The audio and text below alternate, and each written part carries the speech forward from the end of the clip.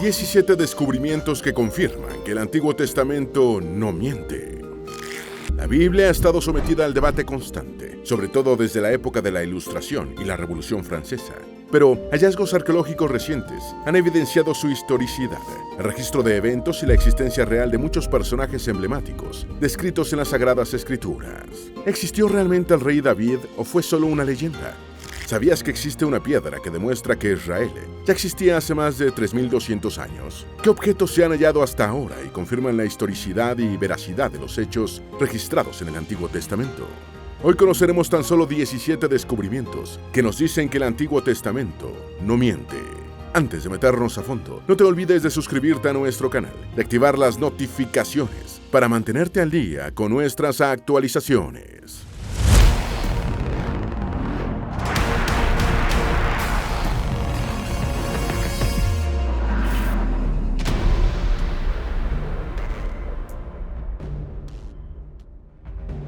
El obelisco negro de Salmanasar III.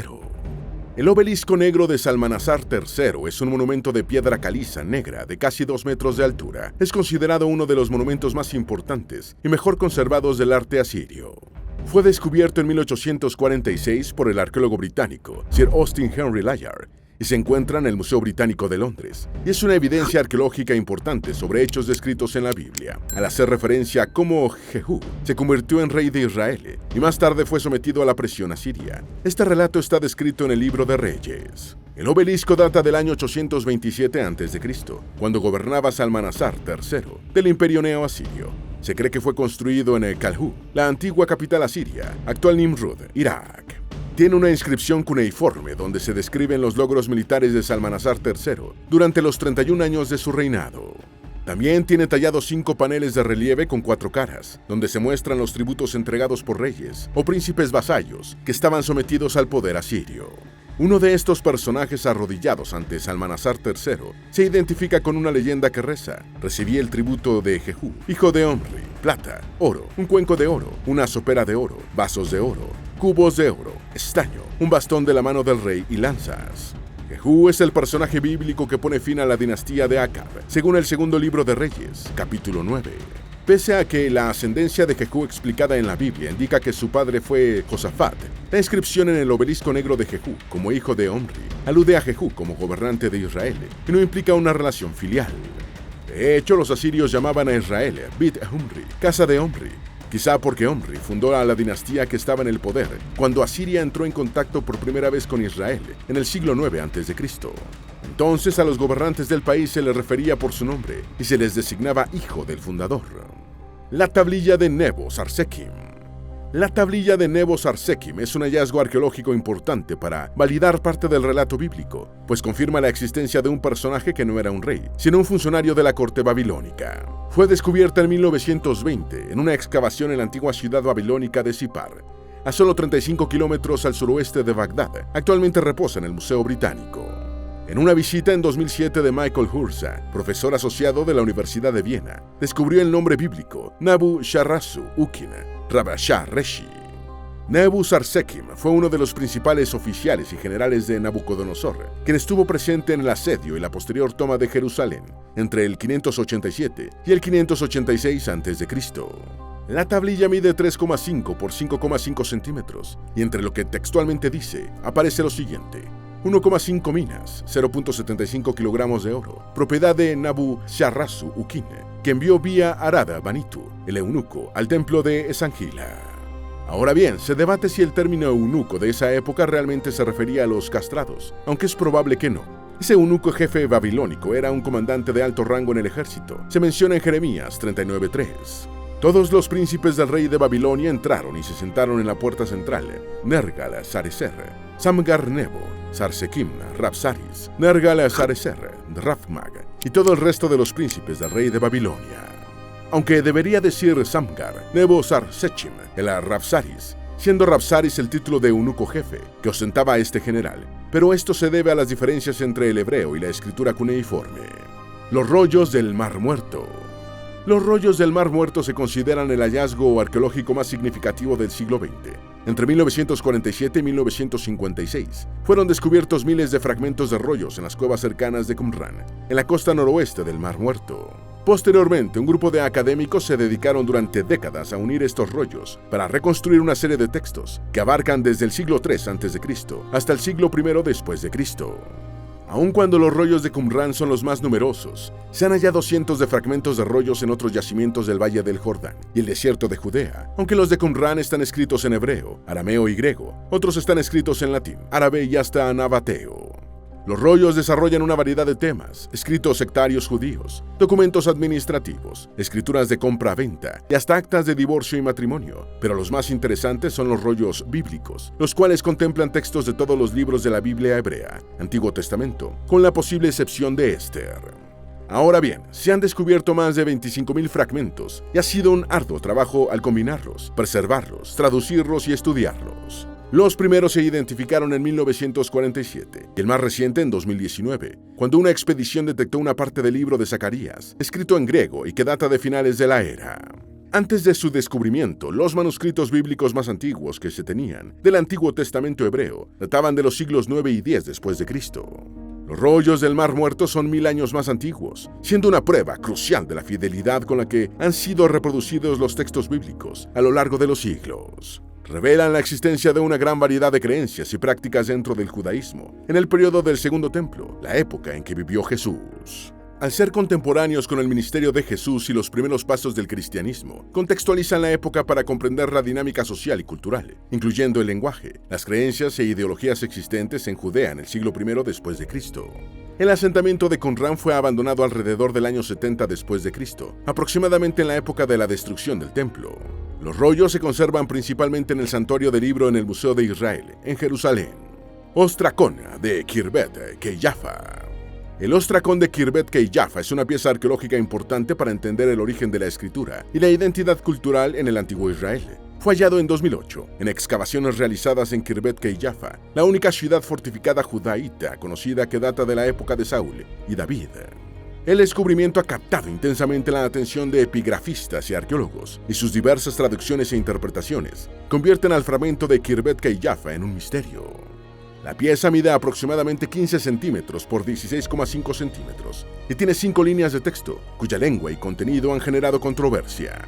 Joseph Garfinkel, director de la excavación, dice que es el texto hebreo más antiguo conocido, con un dialecto arcaico protocananeo. Otros sugieren que podría ser cananeo, fenicio o moabita.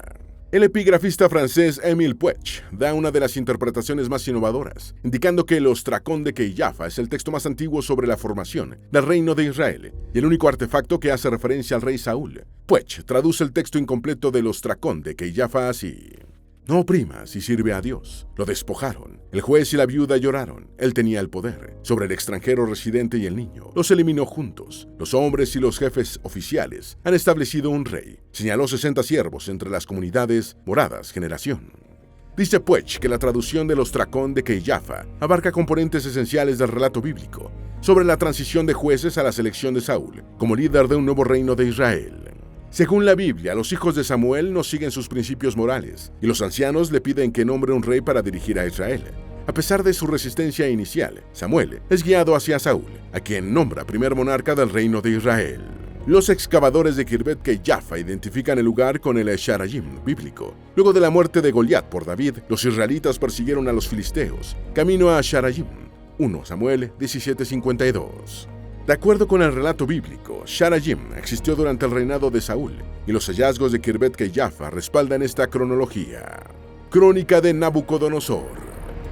La Crónica de Nabucodonosor, o Crónica de Jerusalén, es un documento histórico cuneiforme que forma parte de las crónicas mesopotámicas. Es un texto escrito en una tablilla de arcilla que contiene los primeros 11 años del reinado de Nabucodonosor II, el rey más prominente del imperio neobabilónico.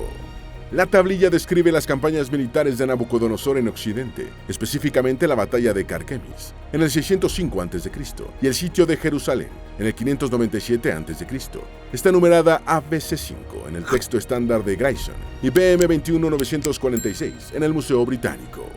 Como la ABC-5 solo facilita un registro hasta el 11º año de Nabucodonosor, la posterior destrucción y exilio, descritos en la Biblia hebrea, ocurridos 10 años más tarde, no se reportan en estas crónicas, ni en ninguna otra parte del registro arqueológico. Se desconoce la procedencia de la tablilla, solo se sabe que fue adquirida en una excavación desconocida, en 1896, y fue Donald Wiseman quien la publicó por primera vez en 1956. Por la crónica confirma la fecha del primer asedio de Jerusalén. Antes de la publicación de su publicación por Donald Wiseman en 1956, se había determinado a partir del relato bíblico que la toma inicial de Jerusalén por parte de Nabucodonosor ocurrió entre el 598 y el 597 a.C. Tal vez este es el fragmento más famoso, pues registra la invasión a Judá, el sitio de Jerusalén y la rendición del rey Jehoiachin. También expresa que Nabucodonosor se llevó al rey junto con un gran botín a Babilonia. Este registro babilónico confirma directamente el relato de la deportación a Babilonia, que se describe en el segundo libro de Reyes y el segundo libro de Crónicas en la Biblia. Anales de Sennacherib. Los anales de Sennacherib están inscritos en varios artefactos, y las versiones finales se encontraron en 3 prismas de arcilla, con el mismo texto, conocidos como el prisma de Taylor, ubicado en el Museo Británico, el prisma de Chicago, ubicado en el Instituto para el Estudio de las Culturas Antiguas, y el prisma de Jerusalén, ubicado en el Museo de Israel en Jerusalén.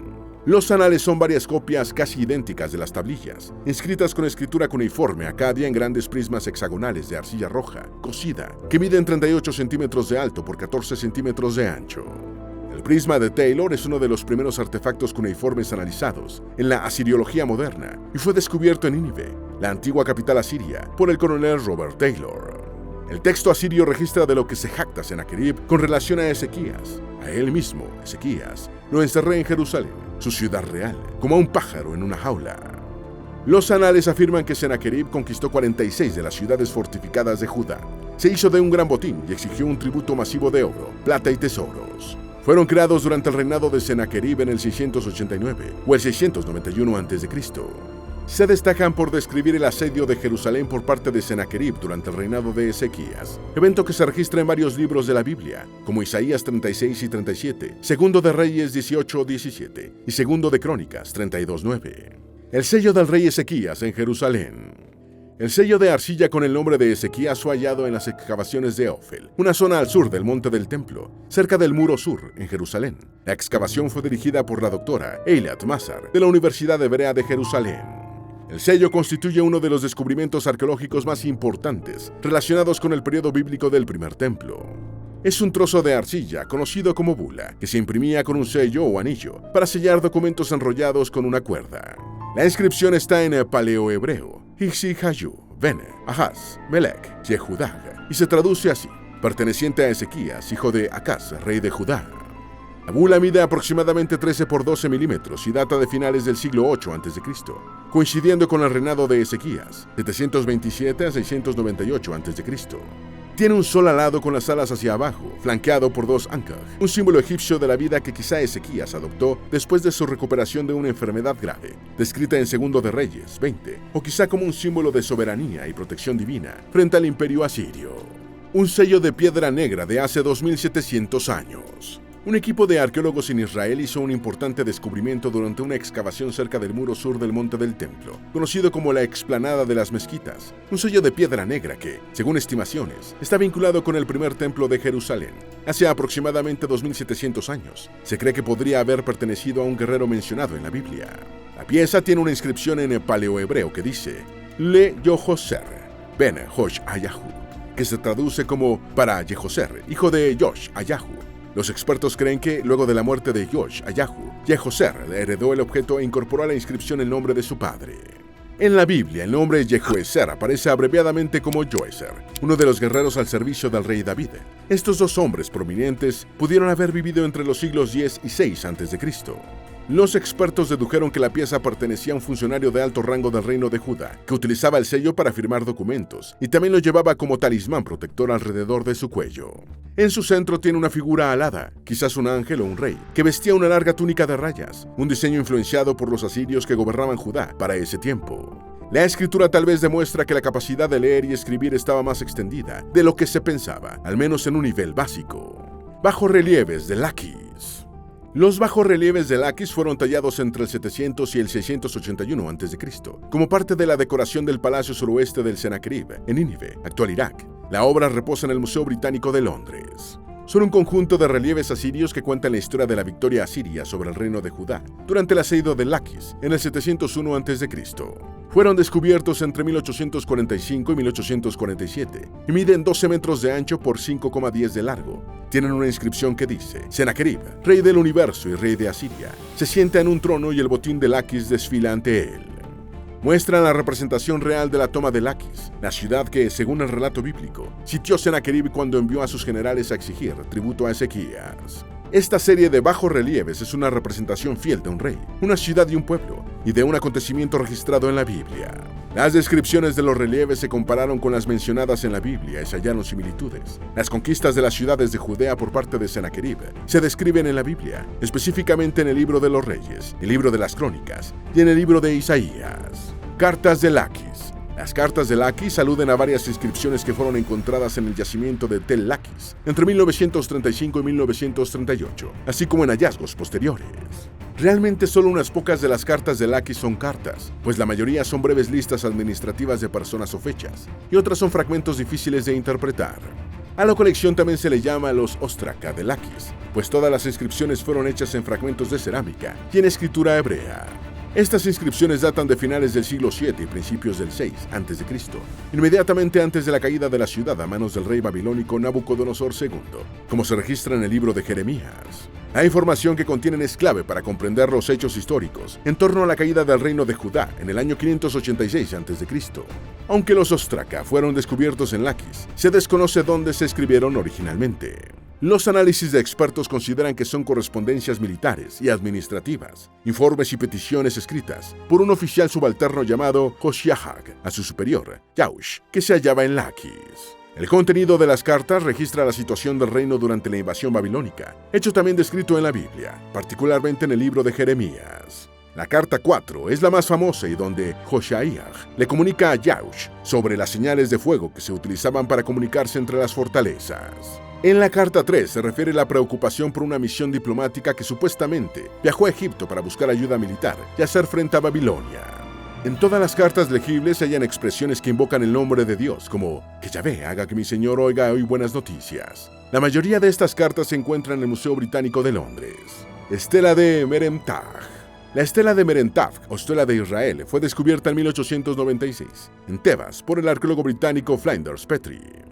Es un monumento de granito que contiene la referencia extrabíblica más antigua de Israel. Es una gran losa de granito gris, de aproximadamente 3,18 metros de altura, datada del año 1208 a.C., que describe las victorias militares del faraón Merentaj. Merentaj fue el 13º hijo de Ramsés II. Sus campañas militares están contenidas en 3 inscripciones antiguas separadas, una de ellas en la estela de la victoria de Merentaj. Parte de la inscripción dice: Canaán está cautiva con toda la aflicción, Ascalón está conquistada, Geser tomada, Yanoam destruida, Israel está devastada, sin semilla. La mención de Israel en este monumento sugiere que era una potencia establecida y no un pueblo nómada recién llegado a la tierra de Canaán. El Israel usado aquí se refiere al pueblo, no a la tierra. También implica que Israel no tenía rey, lo que significaría que aún estaban en la época de los jueces, cuando fue invadido por Merentaj. Esto sugiere que el éxodo ocurrió incluso antes del siglo XIII a.C., hecho registrado en la Biblia, en 1 de Reyes 6.1. La inscripción de la estela comprueba la afirmación bíblica de que Israel ha estado en la tierra de Israel durante más de 3.200 años. Fragmentos de la vasija de Ofel. La inscripción de Ofel Fitos fue descubierta por la doctora Eilat Mazar a finales de 2012. La pieza de arcilla se halló en la esquina sureste del Ofel, entre varios fragmentos grandes y rotos de Fitoi, incrustados en un vacío en el lecho rocoso. La doctora Mazar y su equipo se sorprendieron al descubrir que uno de los fragmentos contenía una inscripción comparativamente grande, data del siglo X a.C., y se considera la inscripción alfabética más antigua jamás encontrada en Jerusalén, y una de las más antiguas encontradas en Israel. Muchos científicos coincidieron en que representaba una lengua semítica, la mayoría cree que es una inscripción protocananea, y unos pocos consideran que es una inscripción hebrea. En abril de 2023, en un artículo publicado en la revista de Arqueología de Jerusalén de la Universidad Hebrea, el doctor Weinstub concluyó algo diferente. La inscripción es en realidad del antiguo sur de Arabia, Asa, y se refiere específicamente al comercio de incienso conocido como ládano, Cistus ladaniferus, del sur de la península arábiga. Esta conclusión converge con registros bíblicos, pues los expertos identifican ampliamente el territorio de Saba con el extremo suroeste de la península arábiga, en la zona del actual Yemen. Más aún, la datación del siglo X concuerda con la cronología bíblica del periodo de la visita de la reina de Saba a la Jerusalén del rey Salomón y a su templo. El relato bíblico describe que ella trajo un comité muy grande, con camellos cargados de especias. Antes de 2023 no había evidencia arqueológica que respaldara el registro bíblico de la visita de la reina de Saba a Jerusalén, ni el comercio de especias entre Arabia y el reino de Israel. Pero todo cambió con el reanálisis de la inscripción de Ofelvitos, realizado por el experto epigrafista, Dr. Daniel Benstock. La inscripción de Ofel respalda la probabilidad de una visita de una delegación del sur de la península arábiga al rey Salomón en el siglo X a.C., como se relata en 1 Reyes 10 y 2 Crónicas 9. Los rollos de Ketef Hinnom. Los rollos de Ketef Hinnom son los textos más antiguos que se conservan de la Biblia hebrea, datados alrededor del año 600 a.C. Son 2 rollos de plata descubiertos en 1979 en Ketef Hinnom, un yacimiento arqueológico al suroeste de la ciudad vieja de Jerusalén, cuyo contenido es una variación de la bendición sacerdotal que se registra en el libro de Números 6:24-26. Fueron datados paleográficamente a finales del siglo VII o principios del 6 a.C., lo que los sitúa en el periodo del primer templo.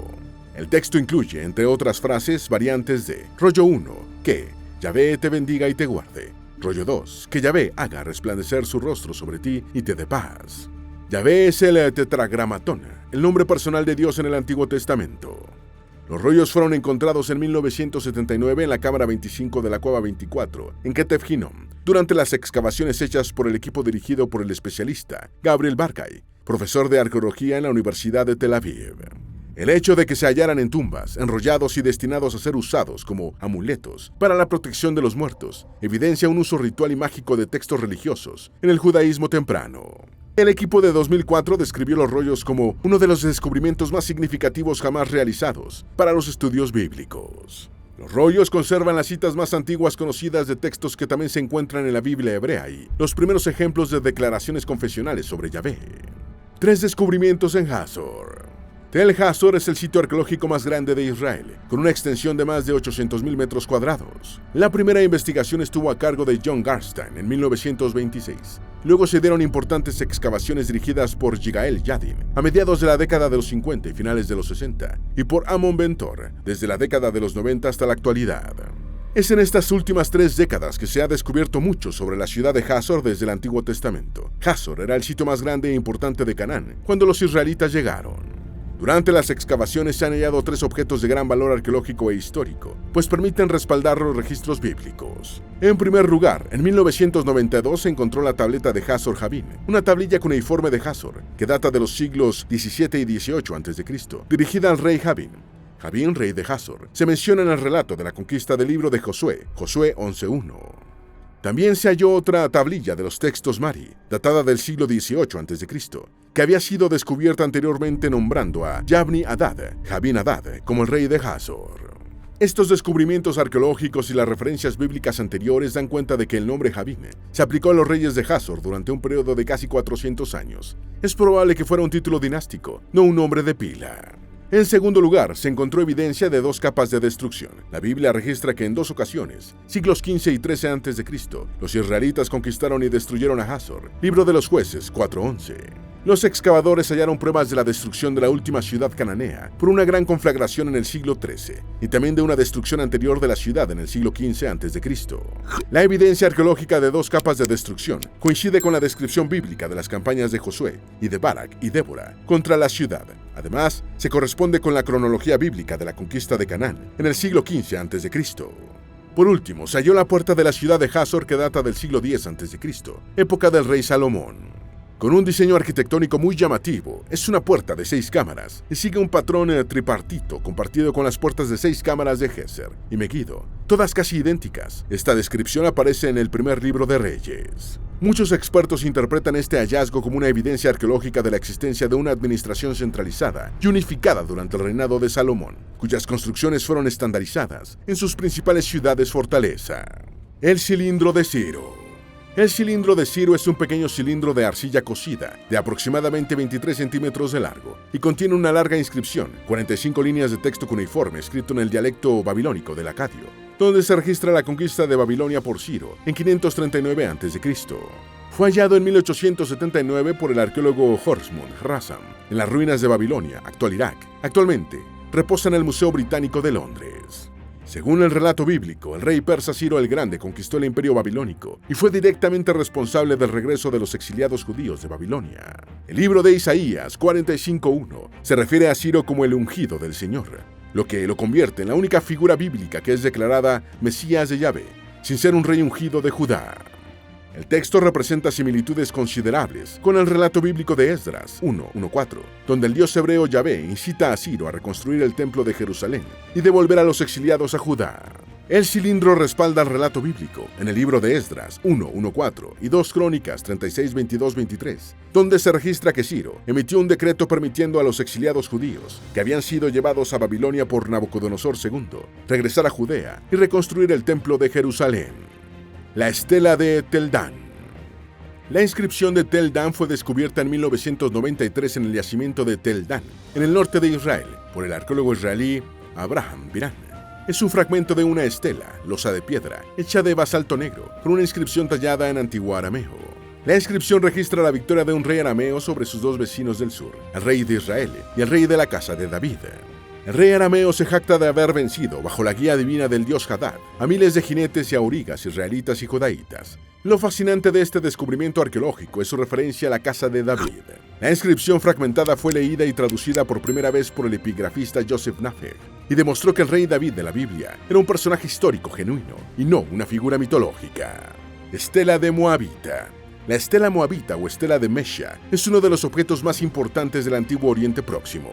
Es una estela de basalto negro que contiene una larga inscripción, fundamentalmente de propaganda real, que confirma la existencia de reinos y conflictos registrados en la Biblia. Data aproximadamente del año 840 a.C. y su creador fue Mesha, rey de Moab. Fue descubierta en 1868 en Erdikban, la antigua Dibón, en la actual Jordania, por el misionero anglicano Frederick Augustus Klein. La inscripción de la estela de Mesha corrobora el relato descrito en el segundo libro de Reyes. Es una fuente extensa que ofrece una perspectiva histórica moabita sobre el conflicto con Israel, confirmando la existencia de los reyes Omri y su hijo Acab de Israel. También contiene una de las referencias extrabíblicas más antiguas del nombre del dios de Israel, Yahvé. En la inscripción, Mesha narró cómo Quemos, el dios de Moab, se había enojado con su pueblo y permitió que se sometieran a Israel, pero luego el dios regresó y ayudó a Mesha a liberarse del yugo israelí y a restaurar las tierras de Moab. Unos dicen que la estela está escrita en alfabeto fenicio, pero otros indican que está escrita en hebreo antiguo, lenguas estrechamente relacionadas. Tanto la estela de Mesha como la estela de Tel Dan son una prueba material irrefutable de la existencia de los reinos de Israel y Judá y de los conflictos descritos en el relato bíblico. La estela reposa en el Museo del Louvre. Esperamos que este video te haya sido útil. Si tienes algo que agregar, por favor, compártelo con nosotros en la sección de comentarios. Dale me gusta a este video y envíale el enlace a tus familiares y a tus mejores amigos, para que también sepan más sobre los 17 descubrimientos que confirman que el Antiguo Testamento no miente. Si eres nuevo en nuestro canal, no olvides suscribirte. No se te olvide seguirnos en todas nuestras redes sociales, que van a estar aquí abajo en la descripción. Recuerda, un pueblo que no conoce su historia está condenado a repetirla.